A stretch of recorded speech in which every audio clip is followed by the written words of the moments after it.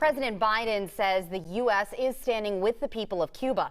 Right now, that country seeing some of the biggest anti-government protests in decades.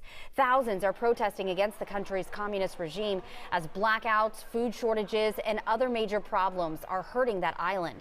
The Cuban government is blaming the U.S. for the worsening situation, pointing to the sanctions against the country.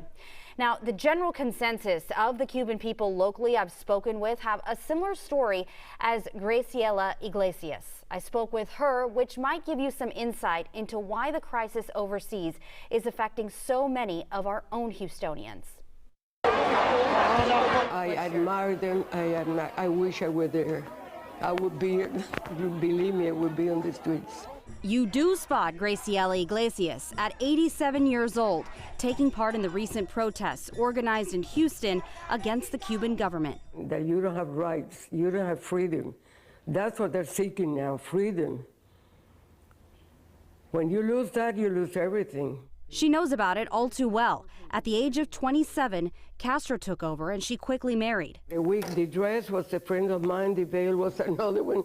And left with her husband to Miami, Florida, what she thought was a temporary stay. Everything we bought, I wanted to be portable, so we could take it back to Cuba, because I still have that.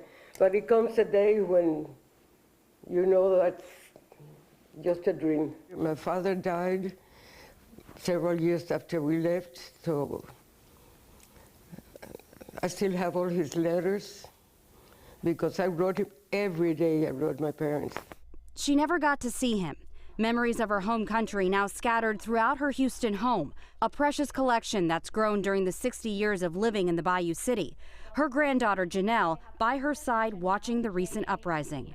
I asked her, are you happy? Are you excited this is happening? And she's like, I don't want to get my hopes up, because this is not the first time it happened. This is just the first time that the world is learning about it and seeing what's happening.